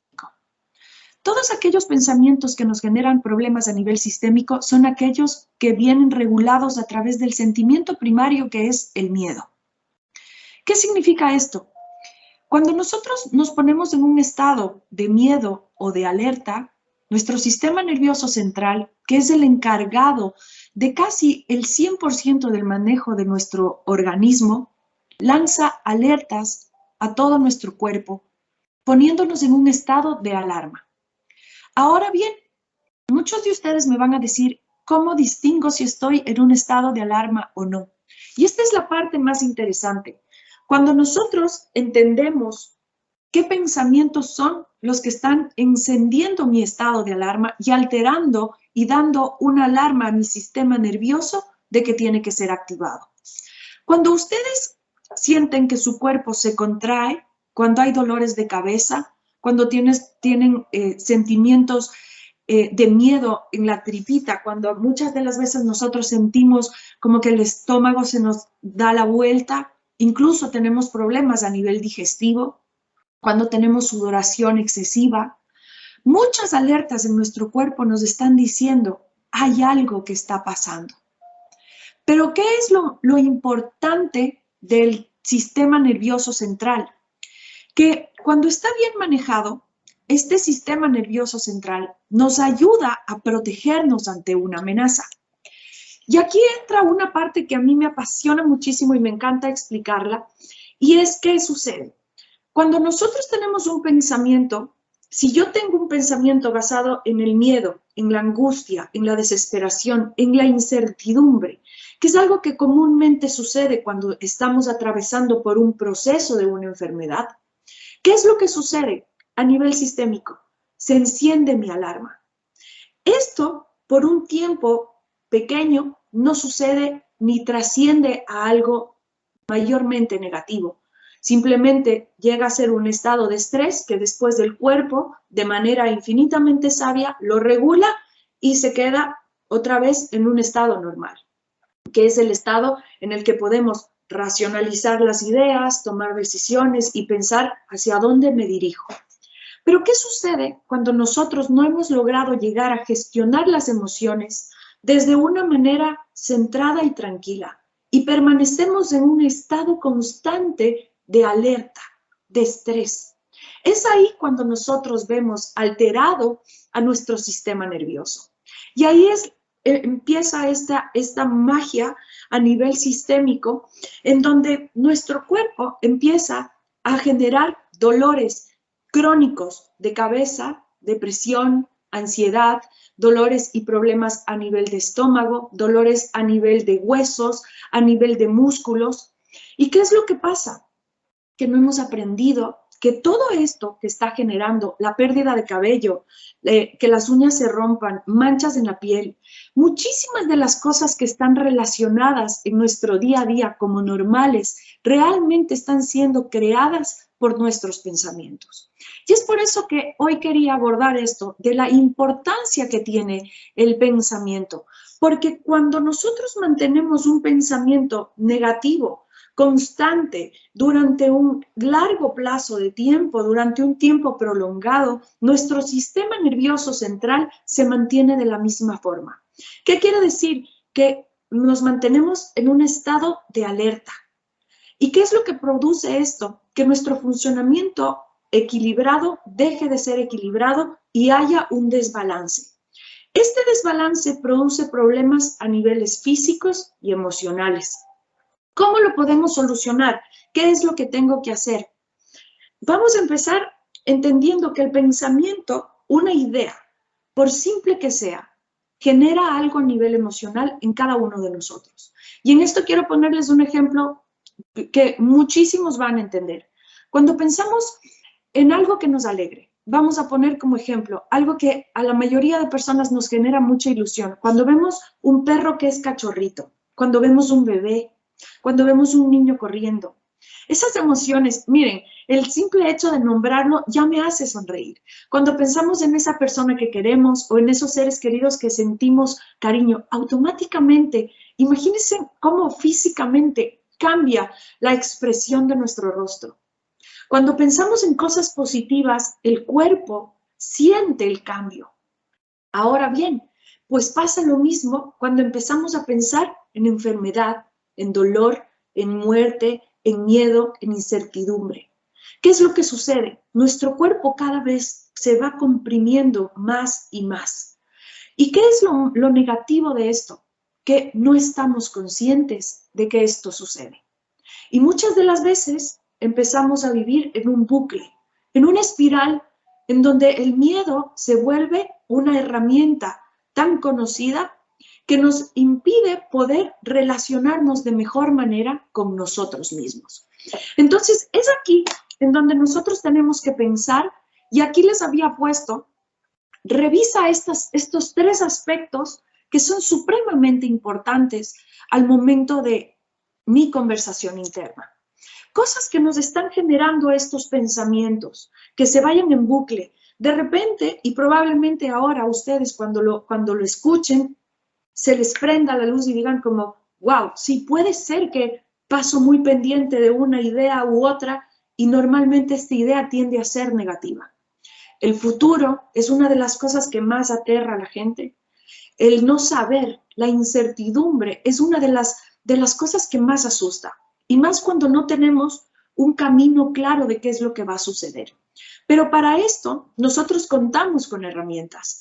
Una de las herramientas más maravillosas es empezar a ser consciente de estas tres cosas que yo les he puesto aquí. La una es revisar tus creencias. Las creencias son cosas que venimos nosotros cultivando desde la infancia hasta nuestra edad adulta. Una creencia es todo aquello en lo que nosotros creemos. Se dividen en positivas y negativas. Tenemos creencias como el ser honestos, el amor, las relaciones, la amistad, creencias que nos ayudan a crecer. Pero hay creencias que son demasiado limitantes. Y estas son las creencias a las que nosotros tenemos que ponerlas mayor atención. ¿Por qué? Porque las creencias son las que nos hacen subir o bajar nuestra energía a nivel del pensamiento. Nuestro sistema nervioso se ve alterado por una creencia positiva o por una creencia negativa. ¿Cómo podemos analizar? Aquí quiero entrar un poquito más en el tema de la enfermedad. Si soy un paciente con esclerosis múltiple, ¿cuál es mi creencia de la enfermedad? ¿Qué es lo que estoy pensando que va a pasar conmigo de aquí en 10 años? ¿Qué es lo que estoy pensando que va a pasar de aquí en una semana? ¿Qué es lo que estoy pensando que va a pasar después de la toma de la medicación? Esa creencia que tú tienes de lo que te va a suceder puede cambiar totalmente el pH emocional de tu cuerpo. ¿Qué significa esto? Que si yo tengo una creencia de esta semana voy a estar mucho mejor y en 10 años, aunque no sé qué me vaya a suceder, pero voy a creer que voy a estar bien, tu cuerpo y tu sistema nervioso central reciben esa información y las neuronas, que esto es maravilloso, generan conexiones nuevas que a mayor repetición se van haciendo cada vez más fuertes. Y cada vez con mayor facilidad, tu sistema neuronal se vuelve una red que hace que tu sistema de creencias sea más fuerte. ¿Para qué? Para que no puedan entrar las creencias negativas. Las creencias se educan y esto es algo que la gente muchas de las veces no lo sabe. Una creencia puede ser cambiada al igual que una idea. Y esto es supremamente importante porque hay muchas personas y pacientes que se quedan con una idea de la enfermedad y no la cambian nunca más. Y es importante entender que en base a lo que tú estás creyendo, tu cuerpo va a estar sintiendo. Y es aquí en donde cada uno de ustedes tiene que hacer un clavado interno y ver qué estoy creyendo yo. ¿Qué es lo que creo de esta enfermedad? ¿Qué es lo que creo de mí? La siguiente cosa que no es menos importante es tu diálogo interno. Esta es una de las herramientas que a mí más me gusta utilizar en terapia y es enseñarle a la gente, primero, a ser consciente. Segundo, a mantener un diálogo interno amoroso, respetuoso. Yo siempre les invito a las personas y les digo, me encantaría que así como tratas a aquella persona que más amas en tu vida, te trates a ti mismo. Estoy segura que a una persona que realmente quieres, valoras y respetas, jamás le dirías qué tonto eres, o qué tonta eres, o no lo vas a lograr, o tú no puedes. Estoy segura que si es que tienes a alguien a tu lado que amas, lo vas a motivar, le vas a decir que lo puede hacer mejor si es que en algún momento se equivoca. Pero ¿qué sucede cuando con nosotros mismos el diálogo interno es un diálogo agreste, es un diálogo borde, es un diálogo desconfiado? Es un diálogo que cuando nos vemos al espejo, en vez de reconocer todas las batallas que hemos ganado, nos seguimos viendo hundidos. Y es aquí supremamente importante moderar este diálogo interno. Tener introspectiva, sin duda, ver en qué puedo mejorar, pero siempre hacerlo desde el amor, siempre desde el reconocimiento, desde el respeto. El autorrespeto es profundamente importante en toda nuestra vida, no solamente en pacientes con una enfermedad, pero más aún cuando estamos padeciendo una. ¿Por qué? Porque ahí es cuando tiene que salir tu voz diciéndote, lo pudiste hacer ayer, también lo vas a poder hacer mañana. Y esto cambia totalmente la energía con la que nos estamos visualizando a nosotros mismos. Y es ahí cuando nuestra autoestima empieza a sentirse de una manera que es confortable. Ahí es cuando nuestra autoestima nos abraza y nos hace sentir como verdaderos guerreros, que podemos hacerlo. La tercera es lo que te genera altos niveles de estrés. Esto de aquí es algo que todos deberíamos hacer. Una lista de las cosas que nos generan altos niveles de estrés. Esta parte a mí me gusta mucho porque nos invita una vez más a autoconocernos. Muchas veces pasamos por situaciones cíclicas. La vida es cíclica, los seres humanos somos cíclicos. Pero ¿qué sucede cuando en medio de estas etapas no sabemos qué nos genera estrés, qué nos genera malestar, qué hace que se nos revuelva el estómago, qué nos hace generar una taquicardia o respirar más? Es importante en el caso de los pacientes con esclerosis poder tener una lista determinada y saber qué cosas me generan estrés, qué cosas me generan malestar, qué cosas me quitan el sueño. ¿Por qué es importante? Porque el autoconocimiento nos va a llegar hacia un mejor camino. Cuando tengo claro hacia dónde tengo que ir, el camino se vuelve mucho más fácil de recorrer. El conocimiento es poder. Y ahí es cuando yo le pregunto siempre a las personas, ¿qué tan poderosa quieres ser? ¿Qué tan poderosa quieres ser? ¿Cuánto te conoces? ¿Cuánto sabes de qué te afecta más o qué menos? Y ahí, entre las cosas que nos generan estrés, quiero nombrar cosas que son muy importantes que hoy en día se ven muchísimo. Primero, entender que hay personas que si nos generan estrés, por salud mental, emocional y física tenemos que alejarnos. Muchas de las veces tendemos a creer que no podemos alejarnos, que no tenemos que alejarnos de la gente, pero en realidad es supremamente importante aprender a poner límites a aquellas personas, momentos y circunstancias que generan estrés en nuestra vida. Adicional a eso, ¿Qué otra cosa es supremamente importante? Lo que estamos viendo todo el tiempo en redes sociales. ¿De qué nos estamos cultivando? ¿De qué me estoy mojando? ¿De qué me estoy empapando cada día? ¿Qué es lo que sigues? ¿Qué es lo que ves? ¿De dónde sacas las noticias? ¿Cuáles son tus fuentes? ¿Por qué? Porque muchas de las veces cuando estamos consumiendo cosas en pantalla no nos damos cuenta, pero de ahí salen muchas dudas, muchos miedos. Es supremamente importante saber qué situaciones, en qué etapas de la enfermedad o qué palabras o qué recuerdos inclusive pueden generar que nosotros sintamos una alteración, que se pueda sentir esa taquicardia, esa preocupación. Muchas de las veces tengo pacientes que el recordar el diagnóstico o algún brote genera una ansiedad terrible. Pues es ahí en donde nosotros empezamos a generar una lista para distinguir y saber cómo manejar cada emoción. Vamos a pasar a la siguiente imagen, por favor, Enrique. Aquí, antes de despedirme, quisiera comentarles algo que es muy importante para mí y quería aquí, con esta frase que escribí, recuerda que eres mucho más fuerte, más grande y más poderoso de lo que tú mismo crees. Confía en ti. Aquí quiero citar una frase maravillosa que no la digo yo, de hecho, lo dijo ya Platón hace muchísimos años atrás, que uno de los peores errores que podíamos cometer al momento de tratar a una persona era tratar por separado el cuerpo y el alma, porque las dos vienen juntas. Y Platón, en su infinita sabiduría, sabía de lo que estaba hablando. Y es aquí en donde yo quiero que cada uno de ustedes entienda que la parte emocional, que esa psiquis, la forma en la que tú afrontas los problemas, la forma en la que tú recibes las noticias, la forma en la que te levantas, la gratitud con la que recibes cada día tu vida, va a generar un cambio a nivel emocional y por ende físico. Van a generar pequeños estados de placer. Y quiero aquí también hacer un énfasis en algo que dijo Enrique, que me parece supremamente importante. Enrique, me está faltando una imagen de las... No, otra más, porfa. Debe haber otra.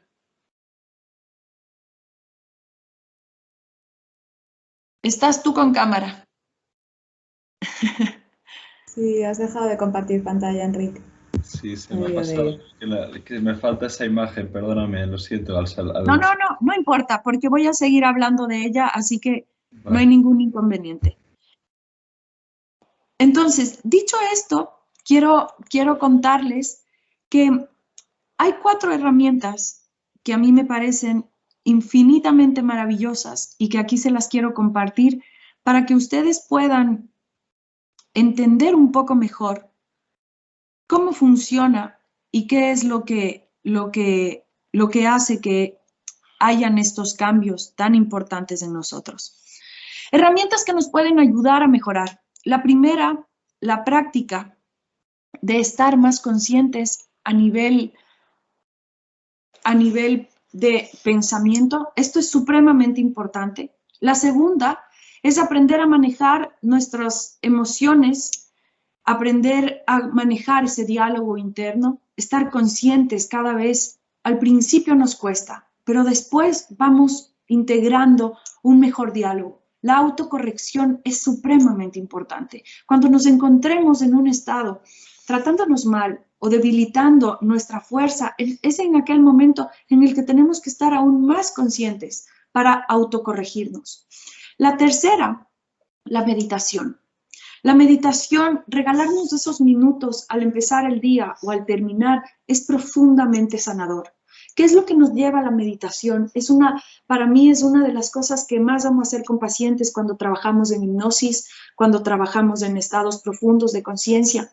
La meditación, muchas veces las personas, y aquí quiero aclarar también esto, tienden a pensar que meditar es estar en una posición incómoda, con todo el cuerpo recto, con prender velas, inciensos y tal, y tener algún mantra. La meditación es un estado de quietud de la mente, en donde simplemente te pones en un estado, en una situación cómoda, donde te puedas sentar, lo puedes hacer acostado, lo puedes hacer en cualquier posición. Se se vende mucho la idea de que meditar es algo muy complejo, pero en realidad la meditación es una de las herramientas más accesibles para todos. No tiene costo, pero tiene un valor infinitamente grande y genera una satisfacción a nivel física. Y quiero aquí contarles que meditar no es lo que muchas veces la gente piensa, silenciar la mente y no dejar que los pensamientos te invadan. Meditar es volverte el que mira la escena. Y aquí es, me voy a sentar o me voy a acostar y lo que voy a hacer es observar. Con los ojos cerrados voy a observar cuáles son aquellos pensamientos que vienen a mí y empezar a verlos como una película que van pasando y simplemente los voy soltando, dejo que se vayan. Eso es lo que nos permite la meditación. La meditación no es silenciar la mente. La meditación es permitirnos escucharnos, tener esa conversación interna contigo. Cuando cierras los ojos, te profundizas. El acto de cerrar los ojos hace que sintamos ciertamente como que algo se apaga.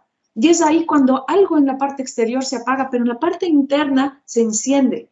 Y es ahí donde nosotros tenemos que interiorizar, llegar a cuando vemos ese pensamiento que es lacerante, que es preocupante, que nos genera estrés, cerrar los ojos y decir, ¿por qué te preocupa? Llámate por tu nombre al momento de conversar contigo.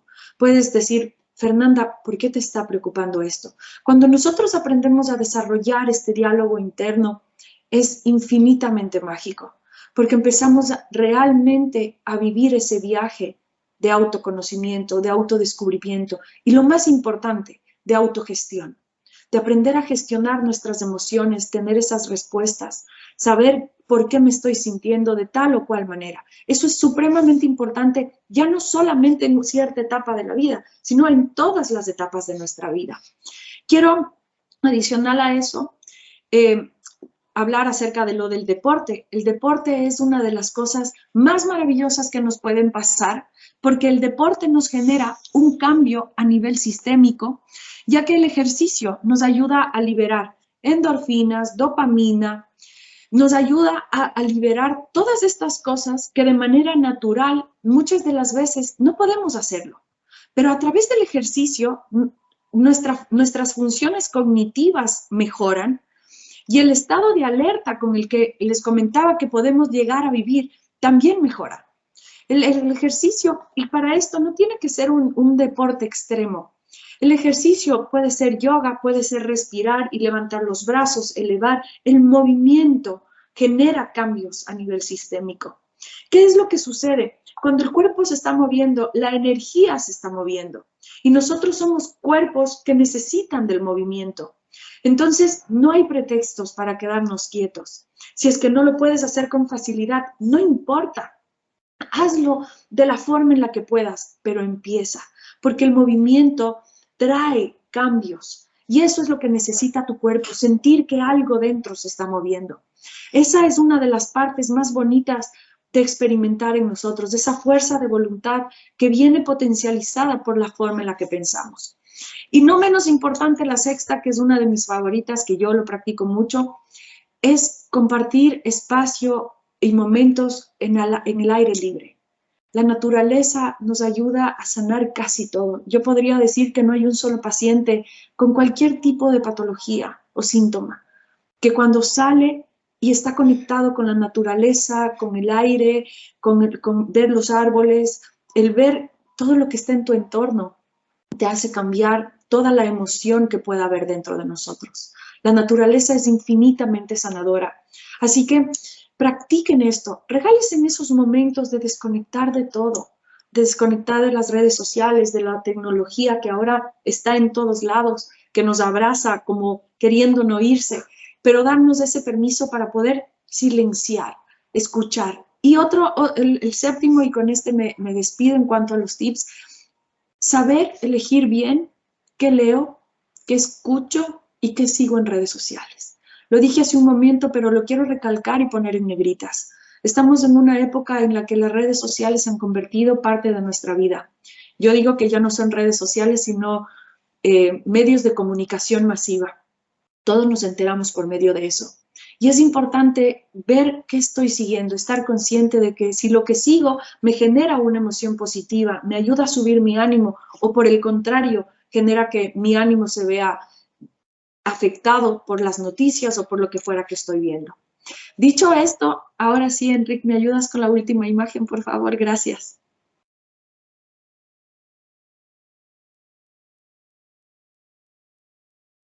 Es que no hay más que esas, no tengo más. No, sí, la anterior. Ah, la anterior, perdona, voy a compartir. Esta. ¿Esta? ¿Esta? No, la última. La que tú tienes, eso. Les quiero dar muchísimas gracias a cada uno de ustedes por regalarme estos minutos para compartir. Les doy las gracias y quiero recordarles que aunque no lo sepan, son guerreros. Dentro de ustedes hay una fuerza infinita que solo está pidiendo que ustedes confíen para que ella pueda salir. Les doy las gracias. Soy Fernanda Gómez Estrada, especialista en terapias holísticas. Muchas gracias, Fernanda, completamente de acuerdo contigo. La verdad que filosofía deberíamos actuar siempre así y pararnos un tiempo, ¿no? Para dedicarnos a pensar y dedicarnos a conseguirlo. Así que... Total. Respirar, solo respirar.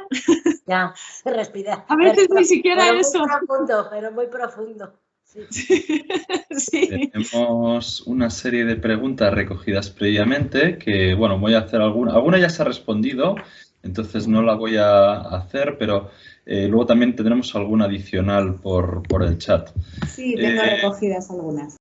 Sí. Hay una pregunta que me ha parecido interesante que es ¿cómo responden los doctores a los pacientes? Y ahí, Fernando, podemos responder cualquiera de los dos.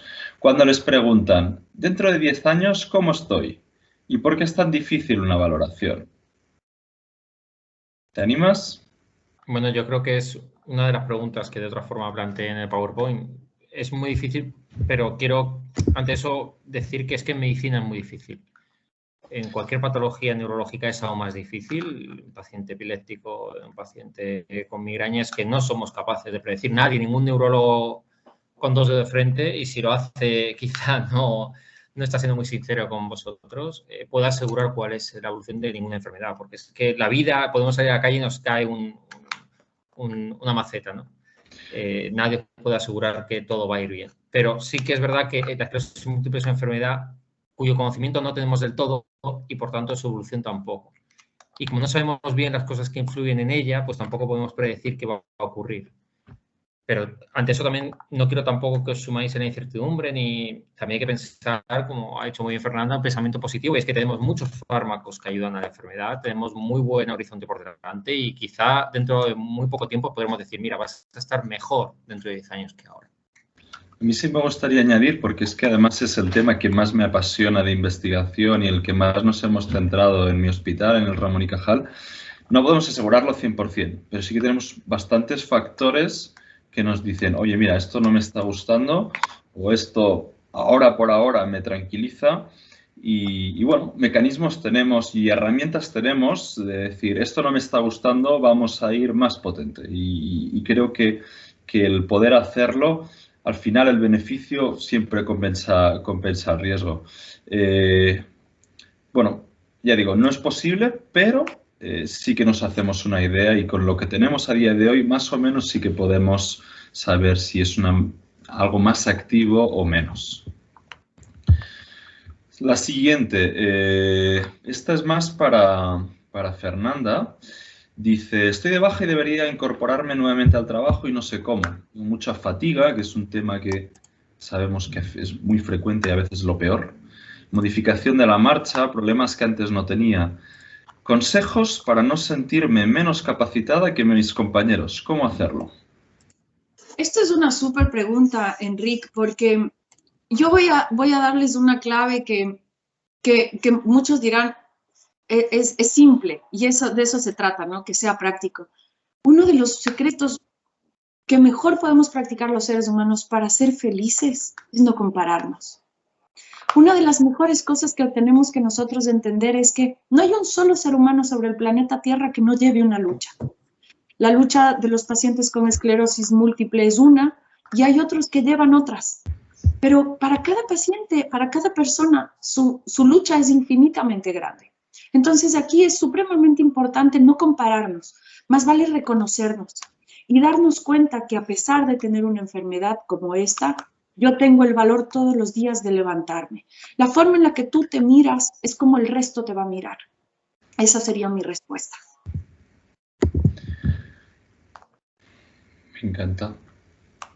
Las reflexiones que nos da, nos llevan a un replanteamiento de cómo pensamos todos y creo que necesario. Otra pregunta es, me gustaría saber si en la sanidad pública existe un servicio que atienda al paciente de una forma integral, es decir, de todos los puntos de vista que pueda requerir la esclerosis múltiple, por supuesto neurología, pero también traumatología, urología, tratamiento rehabilitador y muchas otras áreas relevantes. Y la respondo yo. Desde luego es fundamental el manejo multidisciplinar. Esto siempre lo decimos porque, bueno, nosotros somos neurólogos y llevamos el peso, pero desde luego el urólogo será el que domine cómo manejar todos los aspectos urinarios, todos los aspectos sexuales. El rehabilitador, el aspecto de rehabilitación es fundamental.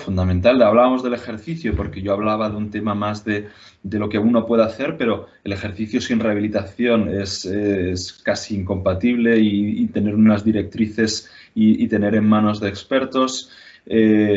Oftalmología para los problemas oculares, bueno, psiquiatría para todo el tema. Al final es un manejo multidisciplinar. En los grandes hospitales, en los centros de referencia, hay mucha más fluidez en todo eso.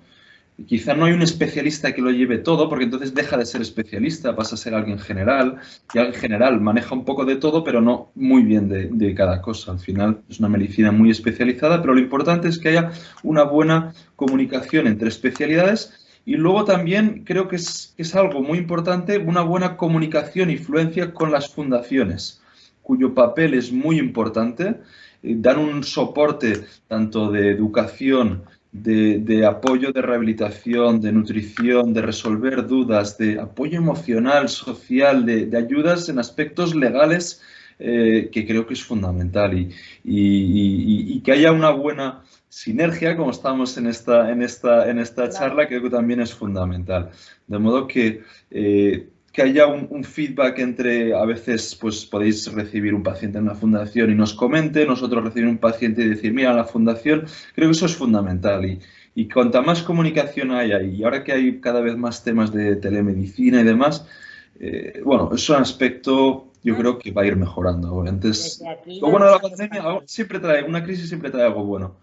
Claro, y lo bueno es que ahora es todo mucho más online y eso permite mucha más comunicación y reuniones que antes no teníamos. Sí, y desde las fundaciones conocemos muy bien a los pacientes porque vienen más relajados, con más tiempo y el trabajar con vosotros pues es estupendo porque al final podemos comentar y decir, oye, hemos visto a fulano, mengano, o sea, que podemos compartir esa experiencia, que lo que recibimos aquí con lo que veis vosotros y de hecho eso es una maravilla y redunda por supuesto en el bien de su día a día. Hay alguna pregunta sobre fármacos específicos, pero en esta reunión tenemos ese tema un poco, lo hemos aparcado, que si hay tratamientos para las esclerosis secundariamente progresivas, para temas de remielinización. De remielinización se están estudiando, hay estudios en marcha, algunos se han caído, otros siguen adelante, pero los temas de estudios son lentos y no tenemos a corto plazo, eso sí que lo digo, pero múltiples líneas sí que hay. Hay una pregunta sobre fatiga, que si es normal tener mucho cansancio y que se invalide. Te la voy a dejar a ti, Fernando. Bueno, la fatiga es uno de los síntomas más difíciles de tratar y más difíciles de convivir con él. Y también os digo, se puede tener desde el principio de la enfermedad, incluso años antes del diagnóstico, e incluso en cualquier momento de la enfermedad. Tampoco significa que esté peor la enfermedad. Tratamientos hay muchos, su eficacia no es muy alta, así que lo que más funciona de verdad es el deporte de actividad física, adaptada a vuestra edad, a vuestros intereses, pero de verdad, mis pacientes que más han mejorado son con un programa de ejercicio, pues gimnasio, bici, natación, caminar, una actitud positiva, son pacientes que de verdad les ha cambiado la vida, que han venido a consulta, a los 6 meses han venido en chándal, con las deportivas, vestidos de decathlon, y diciendo, no, es que vengo de hacer senderismo, y de verdad les cambia todo. Yo os animo a los pacientes que tienen fatiga a empezar un poco a hacer deporte porque recarga mucho la rehabilitación también, hay estrategias para conservar la energía. Somos muy de hacer todo, venga, acabo, aunque me acabe agotado y luego ya descanso. Y en cambio a veces ese descanso es como necesito 3 horas para descansar. Casi a veces es mejor fraccionar esa actividad cada 20 minutos, media hora y descansar 10, y eso nos permite. Luego también identificar otras causas, porque a veces la fatiga puede ser no estamos durmiendo bien, estamos bajos de ánimo, puede ser que tengamos a veces temas de anemia, estemos tomando fármacos que secundariamente nos den problemas de fatiga, puede ser que estemos haciendo un sobreesfuerzo cognitivo, un sobreesfuerzo físico que nos lleva a la fatiga. Entonces, al final es un abordaje de todo, desde fármacos hasta rehabilitación, estrategias distintas, pero es manejable y en muchos casos, como mínimo, mejorable. Preguntas. Hay una pregunta sobre alimentos, lo hemos comentado ya. ¿Cómo van los avances científicos para la cura? Como lo has tocado, tú, Fer, te dejo. Bueno, pues yo creo que no está en agenda ahora de la investigación la cura. Primero tenéis que entender que para encontrar la cura de algo tenemos que encontrar la causa, ¿no? Lo primero que pasó cuando apareció la infección por el COVID fue buscar qué causaba la infección. Encontrar el virus. Una vez que encontramos el virus, lo atacamos. En el esclerosis múltiple, como hay muchas causas y tratar una en concreto no cura la enfermedad, pues es más difícil. Yo espero que en algún momento se encuentre la causa que desencadena todo y entonces tengamos la cura. Hoy yo creo que están bastante lejos. Igualmente, aunque no tengamos la cura, por ejemplo, en cáncer, es raro decir que alguien está curado, porque siempre puede quedar la opción que a 20 años reaparezca, ¿no? Pero sí se usa el término libre de enfermedad. Hay tratamientos que nos dejan tan bien que podemos hablar de estar libre de enfermedad. Entonces, puede ser que no encontremos la cura. Para encontrar la cura tendríamos que eliminar el sistema inmune y probablemente algo más allá, y eso es inviable, pero sí que tenemos opciones para, como mínimo, controlar o casi dejarla, al menos las formas, sobre todo en brotes, las formas progresivas, reconozco donde más nos falta mejorar, pero sí que un buen control, que al final es lo que nos interesa, ¿no? Muy bien. Pregunta para Fernanda. ¿Puede la terapia de abordaje del subconsciente ser un tratamiento que permita reencuadrar y fortalecer el sistema inmune? Sin duda alguna. Si hablamos, como les había explicado al inicio, que el pensamiento genera que el sistema inmune se vea, el sistema central se vea alterado, pasa exactamente lo mismo. Cuando nosotros empezamos a trabajar a través del pensamiento positivo, empezamos a trabajar a través de visualizar, en vez de ver el vaso más vacío y más que lleno, nosotros empezamos a cambiar el enfoque que tenemos. Nuestro cuerpo obedece a las órdenes que nuestro cerebro y las ideas le damos. Es como, y aquí yo les voy a poner ejemplos que nos pasan en el día a día. Cuando nosotros estamos queriendo levantarnos de la cama súper motivados y de repente conversamos con alguien y nos dice, pero qué frío salir ahorita, no, mejor un ratito más en la cama, automáticamente esa motivación se viene abajo. Pasa lo mismo cuando hay alguien que no quiere hacer algo y viene otra persona con una alegría, con algarabía y te dice, mira, vamos, tal, automáticamente te cambia y vas. Pasa exactamente lo mismo con nuestro sistema inmune. ¿Qué es lo que sucede con nuestro cuerpo? Y esa es una parte que a mí me encanta, que me apasiona del cerebro, es cómo el cerebro ordena a todo el sistema cómo debe sentirse a través de un pensamiento. Si un pensamiento lo aprendemos a manejar bien, nuestro cuerpo va a obedecer. Si nosotros tenemos una sensación de nervios y en ese momento respiro, que la respiración es algo de lo que no estamos conscientes casi nunca.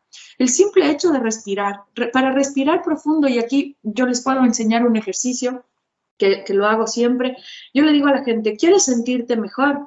En vez de estar así, porque muchas veces estamos así, vamos así por la calle, vamos viendo el móvil, ni siquiera nos ponemos rectos, no miramos lo que está a nuestro alrededor. Pero si ya te cuesta mucho hacer eso, párate unos segundos y respira profundamente. Para respirar profundamente tenemos que poner el cuerpo recto. No hay forma de respirar profundo estando así. Cuando respiramos profundamente, el cuerpo automáticamente relaja. Y cuando botamos el aire es como... ¿Qué sentimos? Placer. Que algo se está yendo. ¿Sabemos el qué? No, pero sabemos que algo estamos liberando. En cosas tan sencillas podemos enseñarle a nuestro cuerpo a regular mejor a través de las emociones, de la respiración, del pensamiento consciente, de practicar pensar ordenadamente, un buen trato interno. Hasta aquí preguntas recogidas. No sé si hay alguna en el chat Sí. para formular. Sí, tenemos un par de ellas y también un par de comentarios. Esta va sobre el tema de COVID, yo creo que la respuesta va a ser rápida. Hay una persona que pregunta, si tenemos 2 dosis de la vacuna de Pfizer, ¿la tercera se recomienda que sea de Moderna o es mejor no mezclar tipos de vacunas? No importa mezclar, no, ya hay datos de mezclas. De hecho, se diseñó hasta un estudio por el Instituto Carlos III de mezcla y no pasaba nada. Entre una y la segunda no pasa nada. Sobre terceras dosis, que ha habido preguntas, yo os digo y os avanzo que probablemente todos, y digo todos, acabemos en tercera dosis en 2-3 meses, porque van a bajar, sobre todo con la nueva variante, en picado las edades. O sea, en cualquier momento, principios de 2022, ya no por estar enfermo o tener un tratamiento u otro, sino por edad, nos van a acabar vacunando. Entonces, tranquilidad, porque casi todo el mundo lo vamos a recibir. O sea... No, bueno, todos lo vamos a recibir. Luego hay una persona que pregunta por un videojuego que se llama Brain Training. Pregunta si se recomienda o si de alguna manera estaría bien para trabajar el desarrollo cognitivo, la memoria. Sí, hay distintas aplicaciones que he puesto, entre ellas está Brain Training y había 9 más que he puesto. Entonces, una de ellas, desde luego que el trabajarlo, ya digo, la estimulación cognitiva es algo fundamental, produce mejoras en muchos aspectos, en agilidad, en atención, en memoria y el trabajarlo de forma regular, además que es con juegos, lo puedes hacer en cualquier momento, a ratos, como pues es sin duda muy positivo y los que hemos visto que lo hacen, luego en los test cognitivos mejoran claramente. Yo desde luego lo recomiendo. Enrique, aquí también puedo dar una sugerencia que es muy valiosa, más allá de no olvidarse, y yo también recalco y pongo en negritas, el deporte nos ayuda a mejorar las funciones cognitivas, pero más allá de eso, hay 2 actividades que nos sirven, escribir un diario y el cerrar los ojos e imaginar. Parece algo que sería muy complejo de hacer, pero los beneficios que tiene son maravillosos. Cuando cerramos los ojos y empezamos a imaginar, a crear una historia o a recordar un evento, algo con detalle, nos ayuda muchísimo. Pues sí, tiene muy buena pinta esa sugerencia, Fernanda. Tenemos otra pregunta aquí. Esta es para Enrique, claramente, porque así lo han transmitido. Dice, tal y como has hablado hoy, parece que los que tenemos una discapacidad alta tenemos cierto nivel de responsabilidad en estar como estamos. ¿Es así? Si yo hubiera vivido de otra manera, ¿estaría ahora mismo mejor? ¿Hasta qué punto? El abordaje es totalmente opuesto. No es cuestión de tener una responsabilidad o que lo he hecho mal. La idea no es sentir culpa, sino sentir qué puedo hacer por mí mismo para estar. La situación que todos tenemos situaciones buenas y malas y es cómo respondamos a ello. Ya digo, por ejemplo, he puesto incluso el tema del tabaco, ¿no? Es decir, lo ideal es no fumar, pero que si lo dejamos tenemos posibilidad de que nos vaya mejor. No podemos cambiar el pasado y no tiene sentido ni culpabilizarnos ni buscar responsabilidades y por qué lo habría hecho. Lo que puedo cambiar es el presente. Y el presente, cambiado todos los días, es cambiar el futuro, porque el futuro tampoco podemos cambiarlo, solo el presente. Entonces, no es cuestión de decir, lo he hecho mal, sino qué puedo hacer bien hoy y qué puedo hacer bien mañana. Gracias, Enrique. Nos acaban de pasar una pregunta que es que es muy extensa, me temo su respuesta, pero vamos a tratar de abreviar porque ya estamos fuera de hora. Es sobre la microbiota intestinal. ¿Qué opinión nos merece en relación con la evolución de la enfermedad? La microbiota se está estudiando un montón, pero un montón. Es complicado porque, claro, para estudiar la microbiota se cogen muestras de heces de personas y la microbiota, lo que haya tomado ayer, ya me cambia la microbiota hoy. Entonces hay resultados bastante dispares, pero solo para poner un ejemplo, se están ensayando trasplantes de heces, que no dejan de ser trasplantes de microbiota. Para enfermedades intestinales ya hay datos de mejoría, pero se cree, y de hecho se ha hecho algún ensayo en pacientes con enfermedades neurológicas puntuales y veremos porque veremos si es algo transitorio, por cuánto tiempo, con qué frecuencia, cómo impactan, si al final no es nada. Obviamente el trasplante de heces vienen cápsulas y no tienen mucho sentido, o a veces son por vía colonoscópica, ¿no? Pero es un campo prometedor y lo que mejora la microbiota es una buena nutrición y la actividad física. O sea, básicamente una vida saludable nos mejora la microbiota. Y yo pongo el ejemplo, una semana que te vas de viaje, ya no vas al baño igual, ya no huele igual y eso es porque algo ha habido ahí alterado o incluso el día que te has pasado de copas, eso ha habido, bueno, pues es un ejemplo de cómo podemos alterar la microbiota. Tomar probióticos, no, salvo que hayas tomado antibióticos que borran totalmente la microbiota. Acaba de entrar una pregunta que la vamos a responder, pero eso, vamos a ver si ya con esto y un par de comentarios cerramos.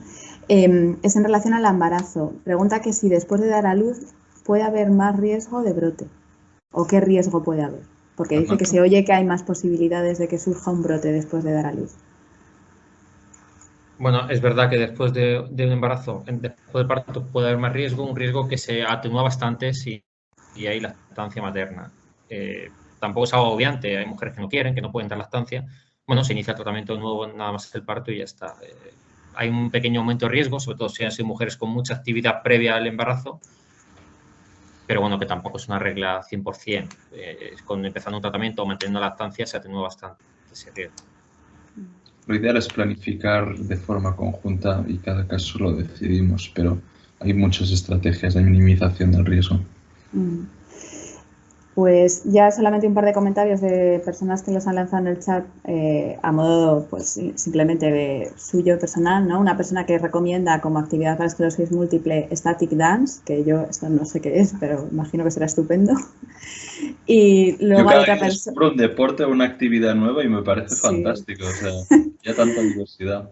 Pues sí, Ecstatic Dance, comentan. Y luego, por otra parte, hay otra persona que también comparte la idea que comentaba Fernanda de la meditación y la consciencia.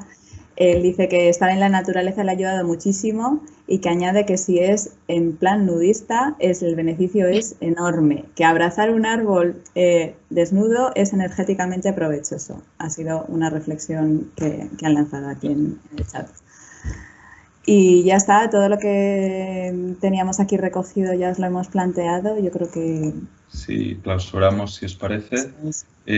Muchas gracias de nuevo, gracias a los ponentes, a Fernanda por esta maravillosa charla, a Fernando por tu tiempo entre pacientes, que sé que tenías hoy consulta y has sacado un rato para reunirte desde Córdoba con nosotros. Gracias a Carmen, a Gema, a todo el mundo que ha hecho posible esta reunión y sobre todo gracias a vosotros, a todos los que os habéis conectado. Sinceramente espero que os haya servido, que os haya ayudado, que os haya hecho reflexionar, o si no os ha ayudado, pero al menos pues os lleve una idea o algo, pues todo lo que sea positivo haya salido de aquí, realmente sentiremos que hemos cumplido el objetivo. De nuevo, agradeceros, estamos disponibles, hemos compartido formas de contactar con nosotros si lo queréis. Para nosotros será un placer de verdad y de nuevo, muchas gracias. Muchas gracias por vuestra asistencia. Muchísimas gracias a todos.